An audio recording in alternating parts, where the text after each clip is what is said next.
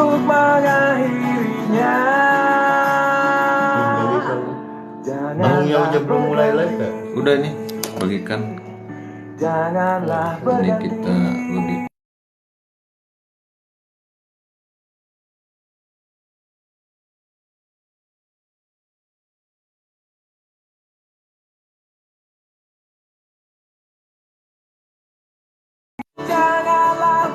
Oh, berarti kalau dia keluar terjeda videonya kan?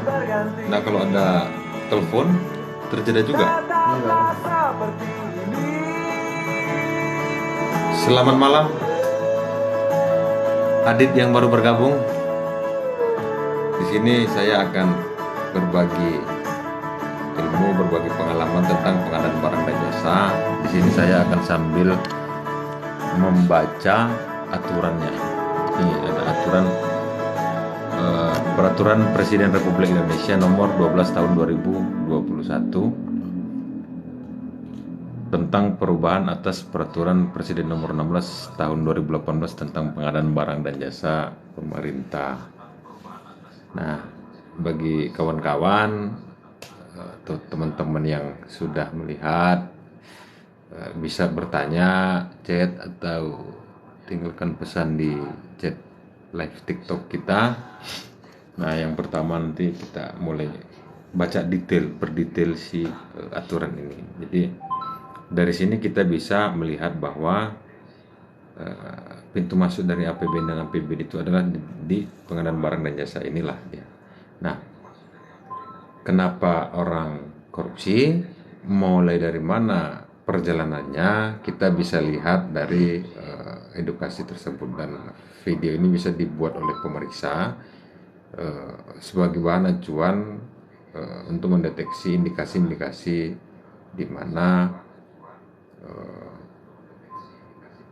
mulai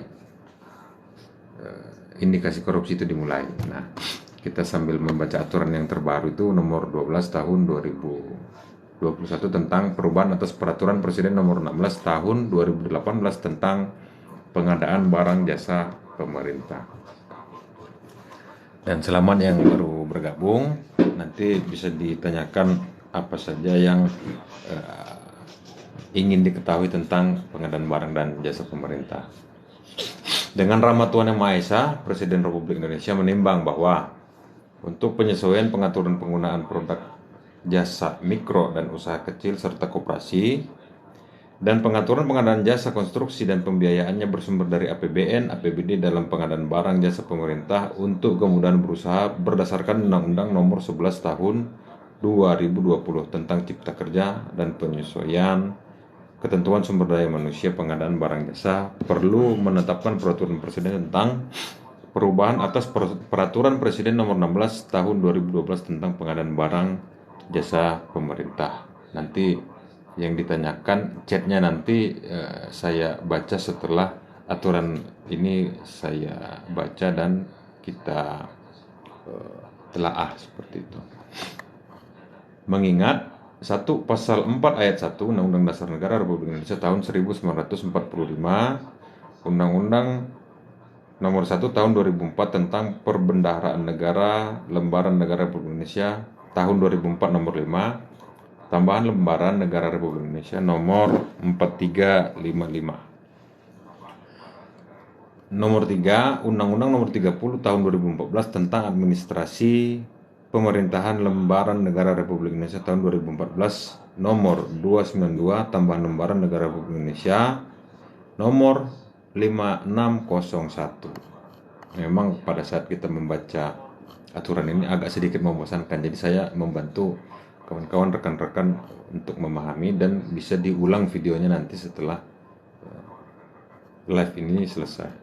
Nomor 4, Undang-Undang Nomor 11 Tahun 2020 tentang Cipta Kerja dalam kurung Lembaran Negara Republik Indonesia tahun 2020 Nomor 245, Tambahan Lembaran Negara Republik Indonesia Nomor 6573. Kenapa saya baca? Karena saya juga ingin memperdalam ilmu di bidang pengadaan barang dan jasa ini. Nomor 5, Pengaturan Presiden Nomor 16 Tahun 2018 tentang pengadaan barang jasa pemerintah Lembaran Negara Republik Indonesia tahun 2018 nomor 33 memutuskan menetapkan peraturan presiden tentang perubahan atas peraturan presiden nomor 16 tahun 2018 tentang pengadaan barang jasa pemerintah. Pasal 1, beberapa ketentuan dalam peraturan presiden nomor 16 tahun 2018 tentang pengadaan barang jasa pemerintah Lembaran Negara Republik Indonesia tahun 2018 nomor 33 diubah sebagai berikut. 1. Di antara angka 10 dan angka 11 pasal 1 disisipkan satu angka, yakni angka 10A, ketentuan angka 14, angka 15, dan angka 47 pasal 1 dihapus. Ini dari aturan Perpres 16 tahun 2018 menjadi Perpres nomor 21 Perpres nomor 12 tahun 2021. Di antara angka 18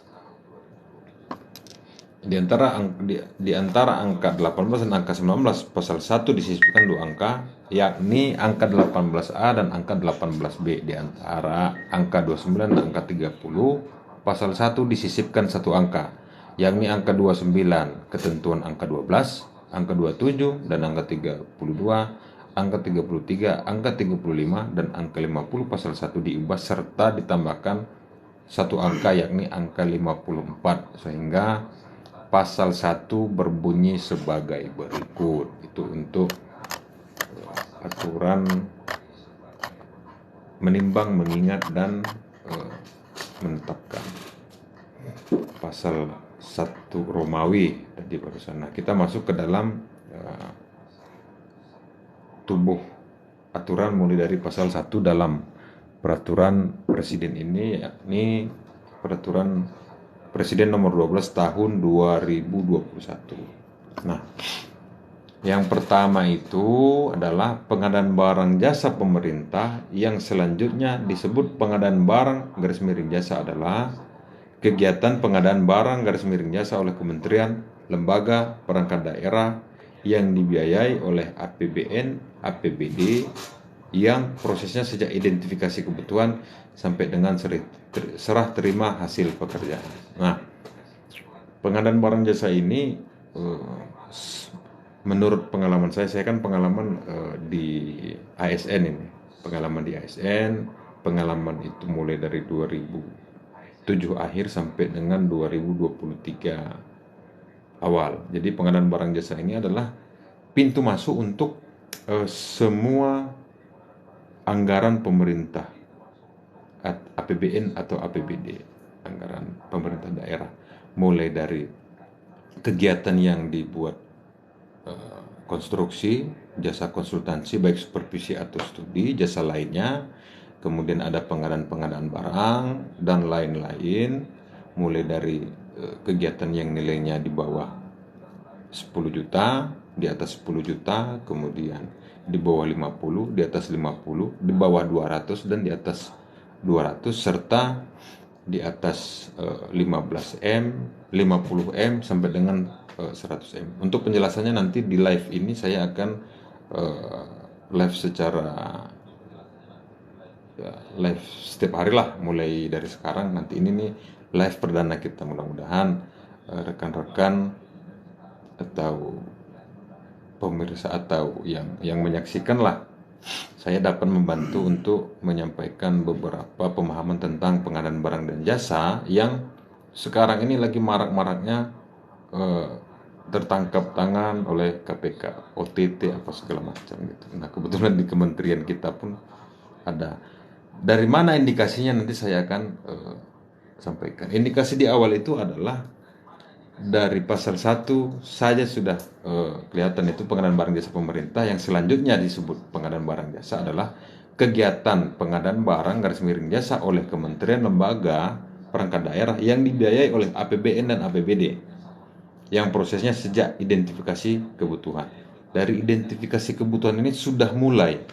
Nah, kalau misalnya masyarakat paham, masyarakat tahu, jadi kenapa sih mereka bisa mencurangi dana masyarakat ini atau uang rakyat ini? Ya, dari sini nanti saya sampaikan kejelasannya bila kawan-kawan ini mendukung, silahkan di follow, silahkan diberi komentar. Saya akan memberikan edukasi secara gratis, dan bagi kawan-kawan para penyedia yang ingin berkonsultasi terkait dengan masalah lelang atau tender, bisa dihubungi. Nanti saya tinggalkan nomor di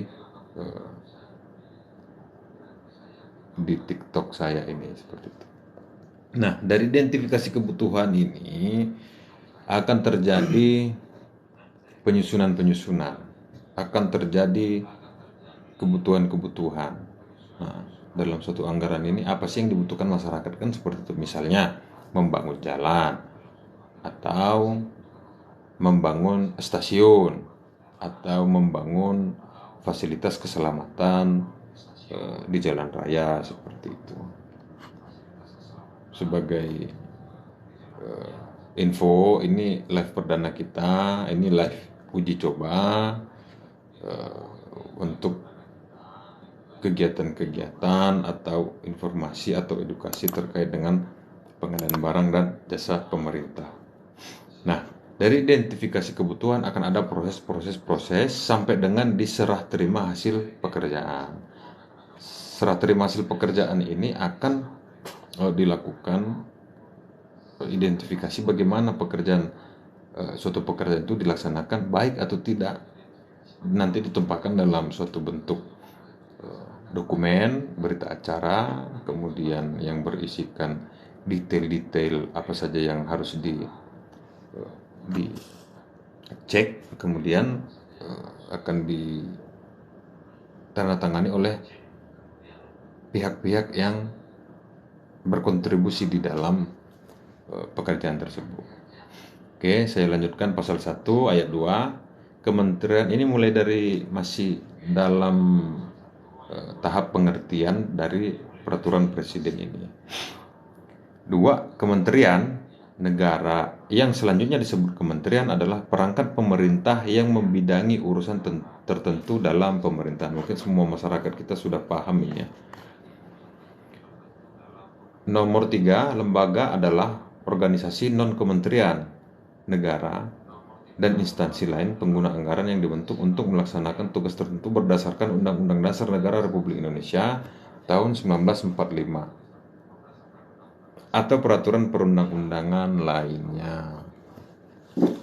Perangkat daerah adalah unsur pembantu kepala daerah dan Dewan Perwakilan Rakyat Daerah dalam penyelenggaraan urusan pemerintah yang menjadi kewenangan daerah. Jadi kawan-kawan yang ingin mengetahui pemahaman terkait dengan anggaran yang dipergunakan oleh pemerintah bagi kepentingan masyarakat atau rakyat, bisa nanti saya akan berikan pemahaman sedikit sesuai dengan pengalaman saya, seperti itu. Nomor 5, pemerintah daerah adalah kepala daerah sebagai unsur penyelenggara pemerintahan daerah yang memimpin pelaksanaan urusan pemerintah yang menjadi kewenangan daerah otonom, seperti itu. Selamat bergabung yang sudah bergabung. Sampaikan pesan bila ada yang ditanyakan apa saja terkait dengan pengadaan barang dan jasa pemerintah. Nomor 6, Lembaga Kebijakan Pengadaan Barang _Jasa Pemerintah yang selanjutnya disingkat LKPP adalah lembaga pemerintah yang bertugas mengembangkan dan merumuskan kebijakan pengadaan barang _jasa pemerintah. Seperti itu.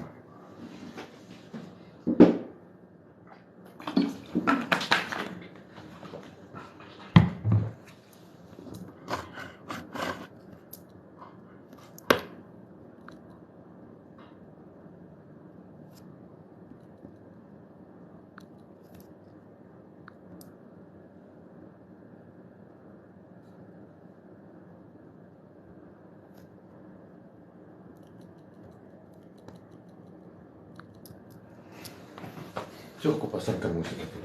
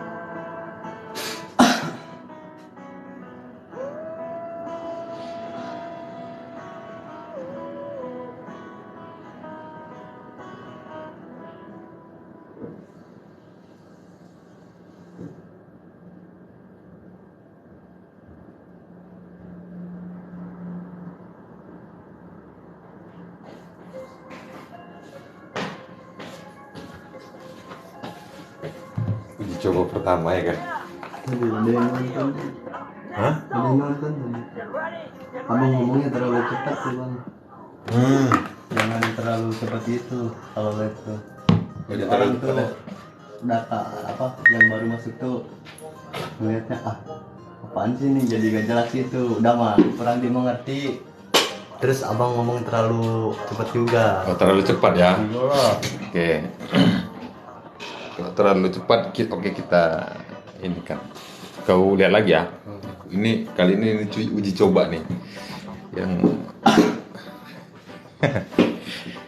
nomor 6. Lembaga Kebijakan Pengadaan Barang _jasa pemerintah yang selanjutnya disingkat LKPP adalah lembaga pemerintah yang bertugas mengembangkan dan merumuskan kebijakan pengadaan barang _jasa pemerintah. Cukup? Agak dipelan lagi. Masih dipelan lagi? Oke, nomor 7. Pengguna anggaran yang selanjutnya disingkat PA. Ini bukan PA yang seperti yang di bahasa-bahasa gaul ya. PA itu apa? Kalau PA itu adalah pejabat. Jadi pengguna anggaran yang selanjutnya disingkat PA adalah pejabat pemegang kewenangan penggunaan anggaran di Kementerian Negara _lembaga perangkat daerah. Nomor 8, kuasa pengguna anggaran pada pelaksanaan APBN. APBN ini adalah anggaran pendapatan belanja negara, itu kalau nggak salah ya. Yang selanjutnya disingkat KPA adalah pejabat yang memperoleh kuasa dari PA yang melaksanakan sebagian kewenangan dan tanggung jawab penggunaan anggaran pada Kementerian Negara lembaga yang bersangkutan. Suaranya jelas nggak sih? Jelas. Nah, itu udah cukup lambat belum? Apa masih terlalu cepat? Jadi abang tuh masih ada yang cepat gitu, apa emang udah ininya abang aja kan? Udah stylenya kali Iya begitu. udah stylenya abang. Nah, kuasa pengguna anggaran pada pelaksanaan APBD yang selanjutnya disingkat KPA adalah pejabat yang diberi kuasa untuk melaksanakan sebagian kewenangan pengguna anggaran dalam melaksanakan sebagian tugas dan fungsi perangkat daerah. Kemudian pejabat pembuat komitmen yang selanjutnya disingkat PPK adalah pejabat yang diberi kewenangan oleh PA atau KPA untuk mengambil keputusan dan atau melakukan tindakan yang dapat mengakibatkan pengeluaran anggaran belanja negara anggaran belanja daerah. Nah, ini poin 10A kemarin yang di atas itu yang ada di perubahan itu poin 10A yang disisipkan itu di antara angka 10 dan angka 11. Pejabat pelaksana teknis kegiatan kalau di daerah itu sering disebut PPTK. PPTK ini singkatannya itu sering didengar kalau orang pemerintah, pihak ketiga penyedia atau kawan-kawan yang sering di bidang perproyekan yang sensitif lah seperti itu. Jadi PPTK ini adalah pejabat pelaksana teknis kegiatan yang selanjutnya disebut PPTK adalah pejabat pada unit satuan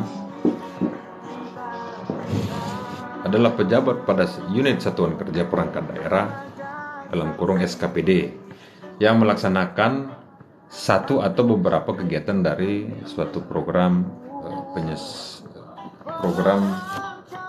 beberapa program sesuai dengan bidang tugasnya. 11. Unit kerja pengadaan barang _jasa yang selanjutnya disingkat UKPBJ adalah unit kerja di kementerian, lembaga, pemerintah daerah yang menjadi pusat keunggulan pengadaan barang _jasa. Kelompok kerja pemilihan yang selanjutnya disebut Pokja pemilihan adalah sumber daya manusia yang ditetapkan oleh Kepala UKPBJ untuk mengelola pemilihan penyedia. Pejabat pengadaan adalah pejabat administrasi, pejabat fungsional, personil yang bertugas melaksanakan pengadaan langsung, penunjukan langsung, dan atau e-purchasing. Nomor 14 itu yang ada di Peraturan Presiden nomor 16 tahun 2018 dihapus, 15 demikian. Kemudian di pasal 16 agen pengadaan. Agen pengadaan adalah UKPBJ atau pelaku usaha yang melaksanakan sebagian atau seluruh pekerjaan pengadaan barang garis miring jasa yang diberi kepercayaan oleh kementerian, lembaga, perangkat daerah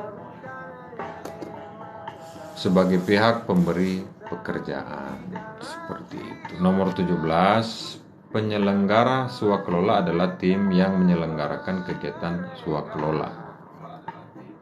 Sumber daya manusia pengadaan barang garis miring jasa pemerintah adalah aparatur sipil negara dan non aparatur sipil negara yang bekerja di bidang pengadaan barang garis miring jasa pemerintah.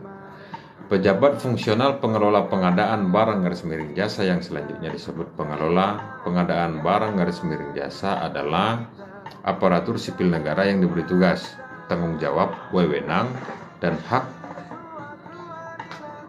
secara penuh oleh pejabat yang berwenang untuk melaksanakan kegiatan pengadaan barang garis miring jasa. Terima kasih yang sudah memberi like, yang sudah menyapa, yang sudah bergabung dan keluar masuk gitu ya kan. Gak apa-apa, Stigno, Ariski Bima, Fardinasa dan yang lain, terima kasih sudah masuklah ya. Ada Caroline sudah bergabung, terima kasih.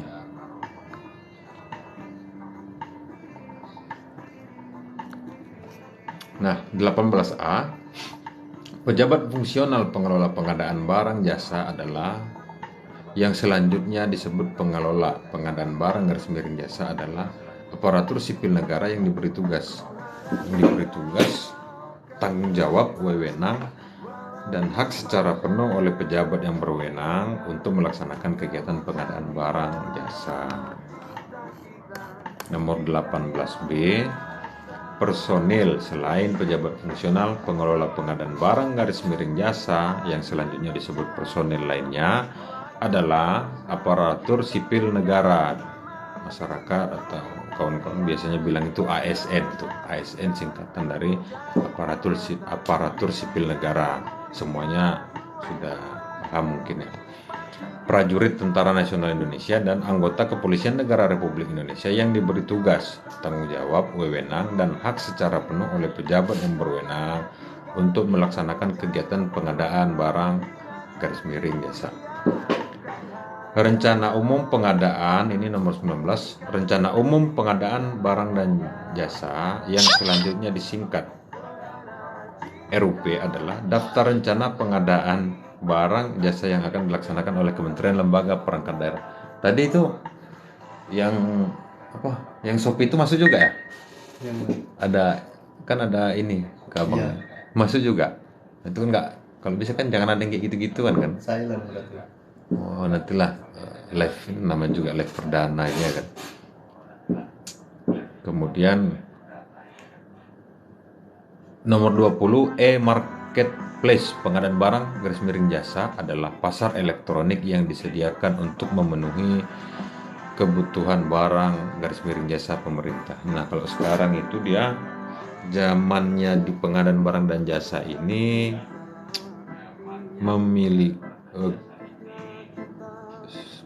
sekarang menggunakan sistem e-katalog. Nanti e-katalog pengertiannya juga ada di bawah. Jadi kawan-kawan yang ingin konsultasi, nanya masalah pengadaan barang dan jasa, baik dari pihak penyedia atau dari pihak pemerintah, kawan-kawan yang dari Pokja Pemilihan, UKPBJ atau yang lain-lain, saya akan membagi pengalaman sesuai dengan pengalaman yang sudah saya lewati. Nomor 21, layanan pengadaan secara elektronik adalah layanan pengelolaan teknologi informasi untuk memfasilitasi pelaksanaan pengadaan barang garis miring jasa secara elektronik. Terima kasih Mini Comel sudah bergabung. Halo, Caroline juga sama, Susanto juga sudah bergabung. Terima kasih. Nomor 22, aparat pengawas intern pemerintah yang selanjutnya disingkat APIP adalah aparat yang melakukan pengawasan melalui audit, review, pemantauan, evaluasi, dan kegiatan pengawasan lain terhadap penyelenggaraan tugas dan fungsi pemerintah. Nomor 23, pengadaan barang jasa melalui swakelola yang selanjutnya disebut swakelola adalah cara memperoleh barang garis miring jasa yang dikerjakan sendiri oleh kementerian, lembaga, perangkat daerah, kementerian, lembaga, perangkat daerah lain, organisasi kemasyarakatan atau kelompok masyarakat. Nomor 24, organisasi kemasyarakatan yang selanjutnya disebut ormas. Jadi kalau di bidang perproyekan atau kawan-kawan di lapangan itu kata ormas cenderung ke kalimat negatif. Sebenarnya tidak, itu semuanya diatur. Ada diatur di dalam Perpres. Ormas itu pun masuk. Organisasi kemasyarakatan yang selanjutnya disebut ormas adalah organisasi yang didirikan dan dibentuk oleh masyarakat secara sukarela berdasarkan kesamaan aspirasi, kehendak, kebutuhan, kepentingan, kegiatan, dan tujuan untuk berpartisipasi dalam pembangunan demi tercapainya tujuan negara kesatuan Republik Indonesia yang berdasarkan Pancasila. Kelompok masyarakat adalah kelompok masyarakat yang melaksanakan pengadaan barang garis miring jasa dengan dukungan anggaran belanja dari APBD. Ini ada yang minta nih, biar abang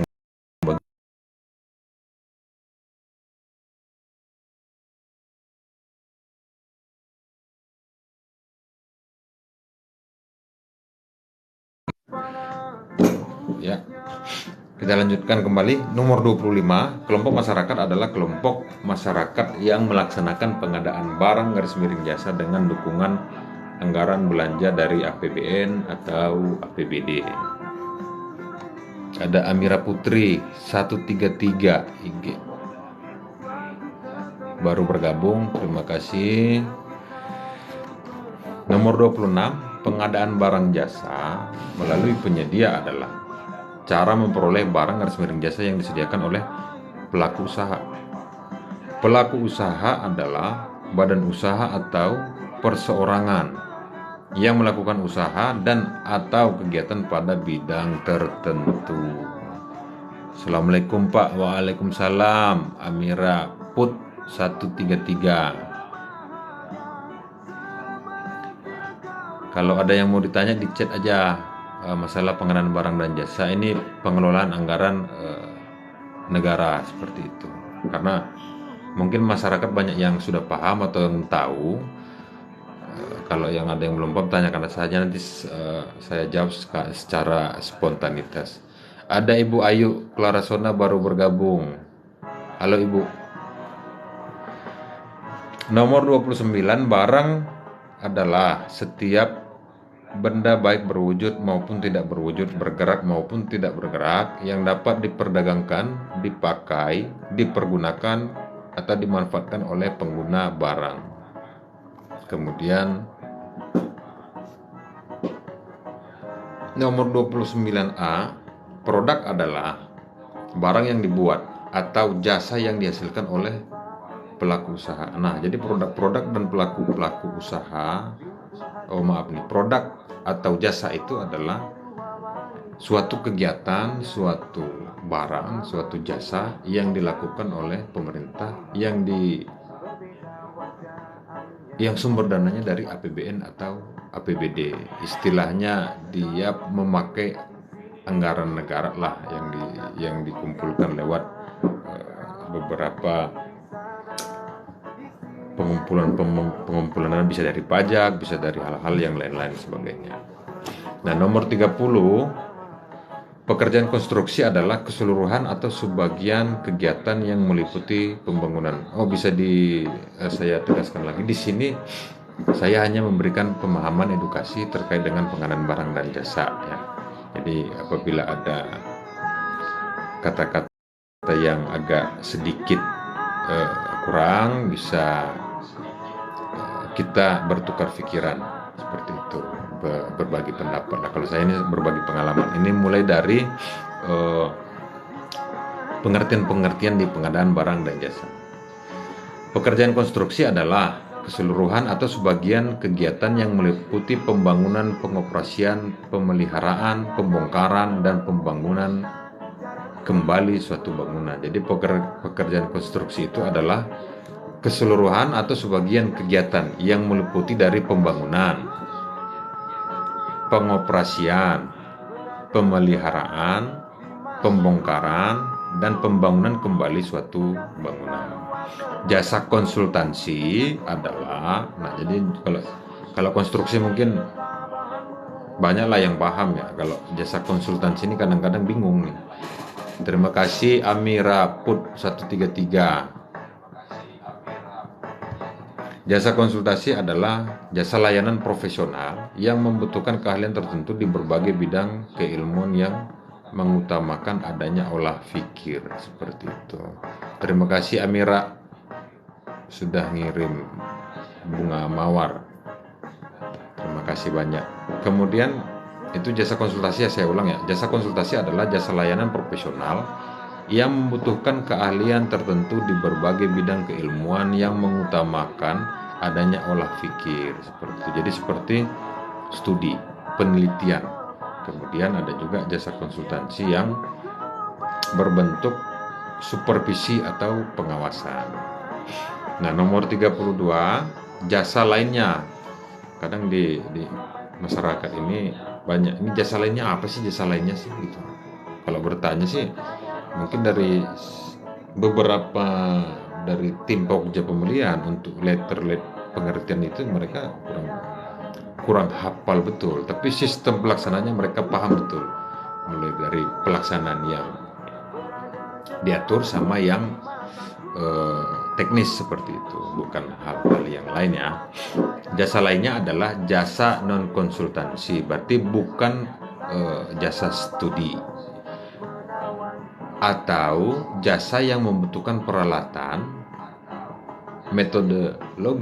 metodologi khusus, dan atau keterampilan dalam suatu sistem tata kelola yang telah dikenal luas di dunia usaha untuk menyelesaikan suatu pekerjaan. Jadi jasa lainnya adalah jasa non konsultansi. Jadi dia ini bukan jasa konsultansi atau jasa yang membutuhkan peralatan, metodologi khusus, dan atau keterampilan dalam suatu sistem tata kelola yang telah dikenal luas di dunia usaha untuk menyelesaikan suatu pekerjaan, seperti itu. Nah, jadi jasa lainnya itu adalah jasa non konsultansi, seperti itu. Nah, nomor 33 ada istilah HPS. HPS itu di dunia perprojekan. HPS ini adalah harga perkiraan sendiri, itu singkatan dari HPS.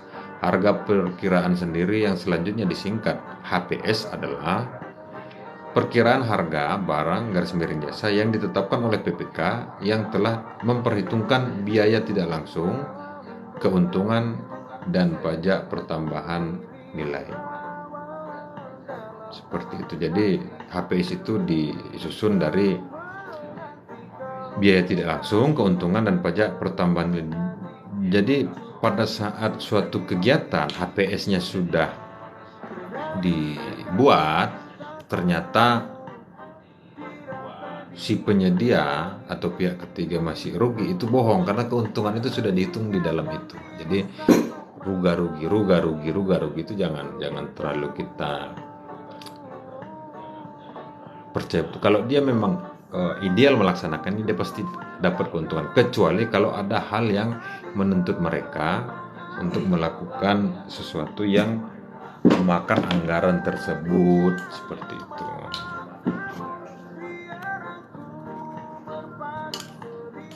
saya. Itu harga perkiraan sendiri ya. Nah, jadi di dalam HPS itu juga pajaknya juga sudah termasuk.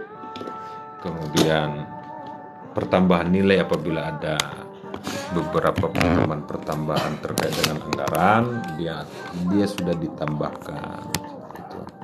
Nah, apabila terjadi perubahan-perubahan itu bisa ada dibuat, istilahnya dia menggunakan adendum perubahan seperti itu. Nah, kemudian ini live perdana kita nih, live percobaan. Mungkin dalam beberapa menit ke depan kita akan sudahi karena masih banyak evaluasi atau yang harus diperbaiki dalam live kita ini. Terima kasih yang sudah mengunjungi, mendukung, bahkan mengirim bunga mawar ya dari. Kemudian kita lihat di nomor 34, penelitian adalah kegiatan yang dilakukan menurut kaidah dan metode ilmiah secara sistematis untuk memperoleh informasi data dan keterangan yang berkaitan dengan pemahaman dan pembuktian kebenaran atau ketidakbenaran suatu asumsi dan atau hipotesis di bidang ilmu pengetahuan dan teknologi, serta menarik kesimpulan ilmiah bagi keperluan kemajuan ilmu pengetahuan dan atau teknologi. Nah, di kalimat aturan ini memang kalau menurut saya itu istilah-istilah atau kalimat-kalimat atau edukasi ini sebenarnya bukan hal yang diminati sekarang, tapi meskipun seperti itu saya akan mencoba bagaimana ini biar menarik bagi masyarakat, karena yang menarik sekarang itu ya hiburan-hiburan. Ya, saya juga tertarik dengan hal yang seperti itu karena bisa refreshing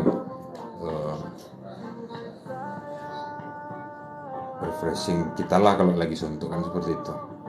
Nah, untuk kata-kata yang rumit ini nanti saya akan bahas per pasal per ayatnya. Ini hanya membaca dulu seperti itu. Nomor 35, pembelian secara elektronik.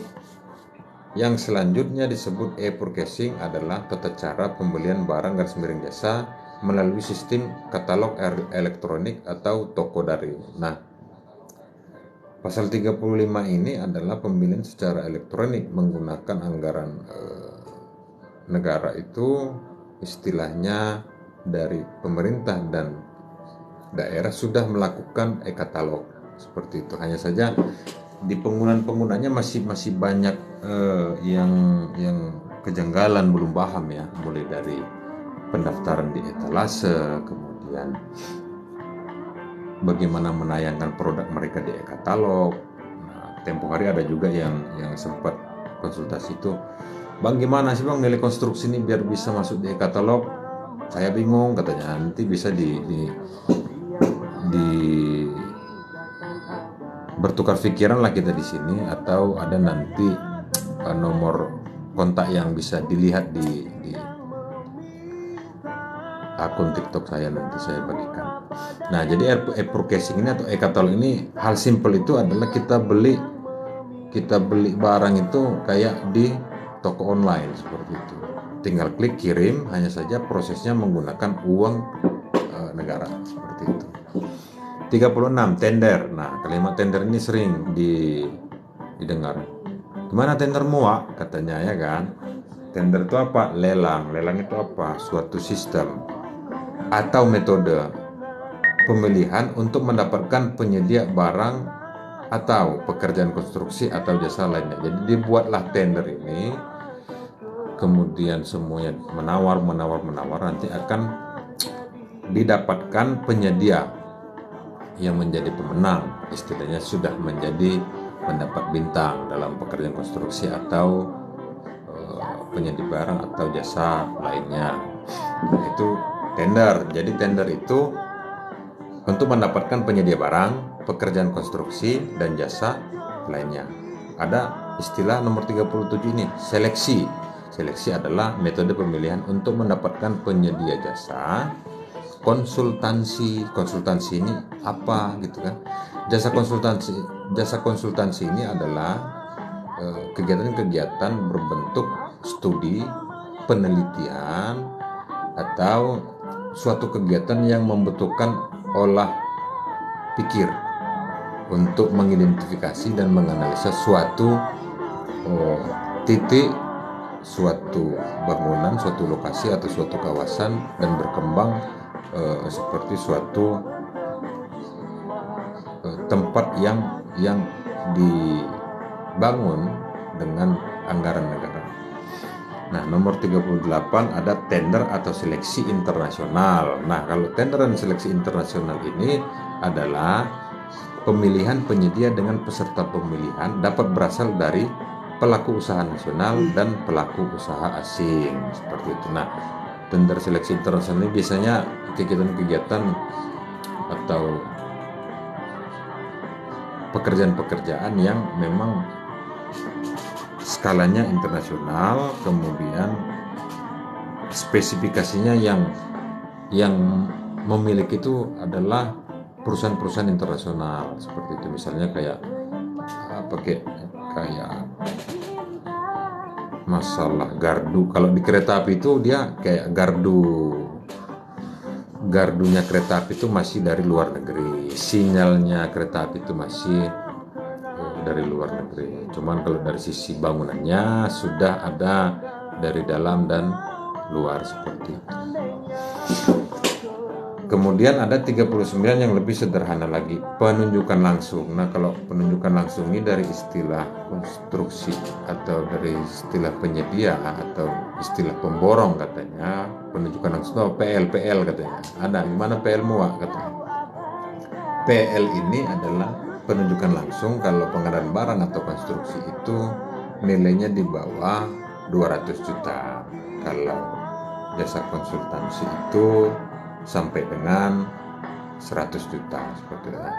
Penunjukan langsung adalah metode pemilihan untuk mendapatkan penyedia barang _pekerjaan konstruksi _jasa konsultansi _jasa lainnya dalam keadaan tertentu. Itu penunjukan langsung.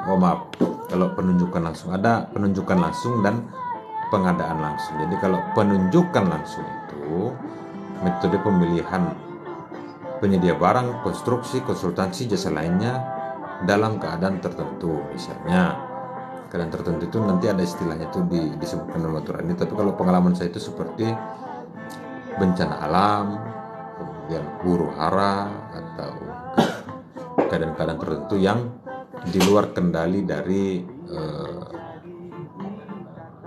pengadaan barang dan jasa ini.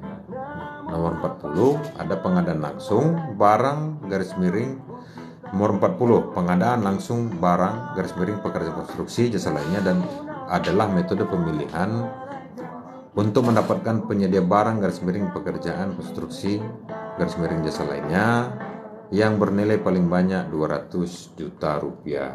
Pengadaan barang langsung ini, pengadaan langsung barang atau pekerjaan konstruksi itu paling banyak nilainya 200 juta, seperti itu.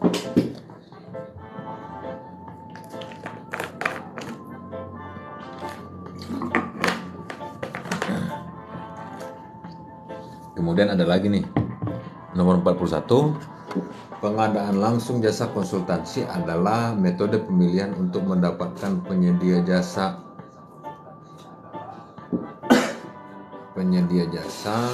konsultansi yang bernilai paling banyak 100 juta rupiah. Ada reverse auction adalah metode penawaran harga secara berulang. Nomor 43, dokumen pemilihan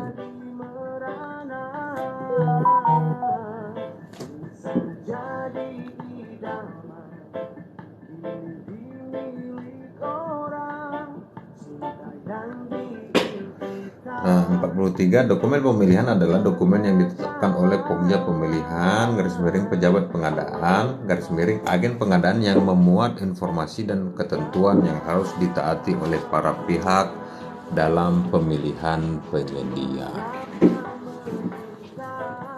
Kemudian nomor 44, Ada istilah yang mungkin masyarakat juga sering kontrak. Kontrak, apa sih kontrak itu? Kontrak pengadaan barang jasa. Yang selanjutnya disebut kontrak adalah perjanjian tertulis antara PA itu pengguna anggaran, garis miring, KPA, kuasa pengguna anggaran, garis miring, PPK, pejabat pembuat komitmen, dengan penyedia atau pelaksana swakelola. Jadi penyedianya apa sih? Penyedia itu kalau istilah di masyarakat itu pemborong, kontraktor. Pelaksana swakelola itu adalah ya pelaksana bisa berbadan usaha, bisa perorangan. Seperti itu. Nah, ada nomor 45 di sini ada usaha mikro. Usaha mikro adalah usaha produktif milik orang perorangan dan garis miring atau badan usaha perorangan yang memenuhi kriteria usaha mikro sebagai dimaksud dalam undang-undang tentang usaha mikro, kecil dan menengah. Nanti ada aturan undang-undang yang mengatur terpisah seperti itu.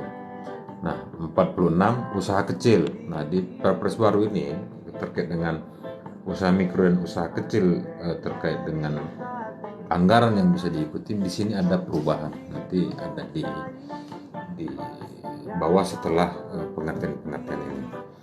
Usaha kecil adalah usaha ekonomi produktif yang berdiri sendiri dan dilakukan oleh orang perorangan atau badan usaha yang bukan merupakan anak perusahaan atau bukan cabang perusahaan yang dimiliki, dikuasai atau menjadi bagian baik langsung maupun tidak langsung dari usaha menengah atau usaha besar yang memenuhi kriteria usaha kecil sebagaimana dimaksud dalam undang-undang tentang usaha mikro, kecil dan menengah. Jadi kalau ada yang pertama kali mendengar ini apa sih ini kata-kata ini kok susah dimengerti seperti itu. Cuman bahasa ini kan bahasa aturan ya, bahasa hukum ya. Jadi harus kita terjemahkan sesuai dengan yang sebenarnya seperti itu. Nah, kadang-kadang perkiraan-perkiraan dari arti ini yang menjadi salah pada saat di pelaksanaan. Diatur begini kok, diatur begini kok, seperti itu. Jadi perlu kita telusuri apa sih sebenarnya maknanya seperti itu. Nah, nanti di sini saya akan mendetailkan apa sih maknanya seperti itu sesuai dengan pengalaman saya seperti itu. Terima kasih kepada siapa ini? Ada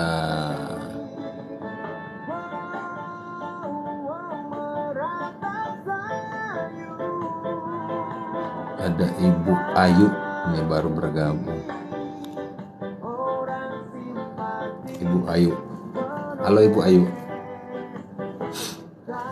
47 dihapus. 48 surat jaminan yang selanjutnya disebut jaminan adalah jaminan tertulis yang dikeluarkan oleh bank.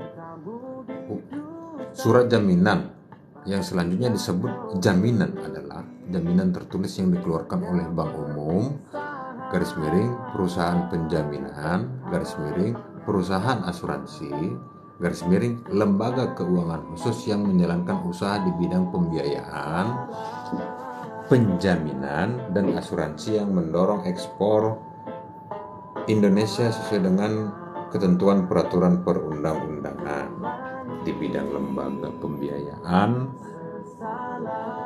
penjaminan, dan asuransi untuk mendorong ekspor Indonesia sesuai dengan ketentuan peraturan perundang-undangan di bidang lembaga pembiayaan ekspor Indonesia.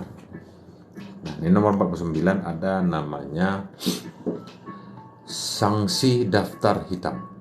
Sanksi daftar hitam adalah sanksi yang diberikan kepada peserta pemilihan garis miring penyedia berupa larangan mengikuti pengadaan barang garis miring jasa di seluruh kementerian, lembaga, perangkat daerah dalam jangka waktu tertentu. Jadi kalau masuk di sanksi daftar hitam itu tidak selamanya. Kalau aturan dulu itu 2 tahun, tapi kalau di aturan sekarang nanti kita lihat bersama-sama. Jadi sanksi daftar hitam ini ada jangka waktunya seperti itu. Ini nomor 50. Pengadaan berkelanjutan adalah pengadaan barang garis miring jasa yang bertujuan untuk mencapai nilai manfaat yang menguntungkan secara ekonomis, tidak hanya untuk kementerian garis miring lembaga, perangkat daerah sebagai penggunaannya, tetapi juga untuk masyarakat, serta signifikan mengurangi dampak negatif terhadap lingkungan dan sosial dalam seluruh siklus penggunaannya. Jadi di dalam pengertian ini sampai dengan di nomor 54. Nomor 51, konsolidasi pengadaan barang jasa adalah strategi pengadaan barang garis miring jasa yang menggabungkan beberapa paket pengadaan barang garis miring jasa sejenis. Nomor 52, keadaan kahar. Keadaan kahar adalah suatu keadaan yang terjadi di luar kehendak para pihak dalam kontrak dan tidak dapat diperkirakan sebelumnya, sehingga berkewajiban yang ditentukan dalam kontrak menjadi tidak dapat dipenuhi. Itu keadaan kahar. Keadaan kahar ini adalah suatu keadaan di luar kehendak para pihak yang ada di dalam kontrak. Itu misalnya huru harakah yang membuatkan sistem atau pekerjaan ini tidak terkendali, ada misalnya demo, atau ada masyarakat atau pihak-pihak tertentu yang memberhentikan suatu kegiatan yang didanai oleh APBN sehingga tidak dapat dilanjutkan pekerjaannya. Nah, 53, kepala lembaga adalah kepala LKPP. LKPP ini kalau nggak salah itu lembaga kebijakan pengadaan barang dan jasa pemerintah. Kemudian 54, toko dalam jaringan yang disebut toko daring. Jadi toko daring kata orang itu kan, toko daring itu singkatan dari toko dalam jaringan, adalah sistem informasi yang memfasilitasi pengadaan barang garis miring jasa melalui penyelenggara perdagangan melalui sistem elektronik dan retail daring. Nah, itu untuk live kali ini kita hanya sampai di pengertian. Jadi itulah pengertian dari Perpres atau pengertian dari istilah-istilah yang ada di aturan Perpres nomor 12 tahun 2021 yang terbaru. Jadi kalau ada yang ingin ditanyakan, ingin tahu masalah pengadaan barang dan jasa pemerintah, silakan di chat aja. Kita sudah masuk ditanya jawab, nanti saya akan saya tanya. Ayah, katanya, halo. Ternyata anak-anak dan istri saya juga menyaksikan. Halo ayah, lagi di mana ayah? Terima kasih untuk Suciati 938 baru bergabung, Anti 2108 baru bergabung, Titi Cahyati baru bergabung. Terima kasih yang sudah mengirim mawar. Di sini adalah edukasi masalah pengadaan barang dan jasa pemerintah. Pengadaan barang dan jasa pemerintah ini adalah suatu kegiatan pengadaan barang dan jasa yang prosesnya mulai dari identifikasi kebutuhan sampai dengan serah terima hasil pekerjaan yang menggunakan anggaran negara, baik APBN atau APBD. Jadi istilah proyek-proyek besar itu ya awal mulanya dari pengadaan barang dan jasa. Jadi pengadaan barang dan jasa ini dari awal itu identifikasi kebutuhan masyarakat. Kemudian misalnya ya di daerah saya lah misalnya, kalau pengalaman saya itu sih saya di Kementerian Perhubungan, saya dulunya memang ASN seperti itu, sekarang lagi berproses, sembari menunggu lah saya akan memberikan pemahaman kepada masyarakat terkait dengan pengadaan barang dan jasa. Nah, misalnya kegiatannya menggunakan anggaran negara, pengalaman yang baru saja itu misalnya di bidang kereta api atau di bidang pengelola transportasi Jabodetabek misalnya. pembangunan terminal tipe A di Jabodetabek, pembangunan stasiun kereta api yang ada di Jabodetabek. Itu misalnya stasiun Rangkas Bitung yang sekarang ini lagi proses pembangunan tahap kedua yang nilainya ya lumayan, seperti itu bisa dilihat lah. Nah, kemudian dari identifikasi awal pasti akan ada disusun kerangka acuan kerja, disusunlah spesifikasi teknis, dan ini harus detail.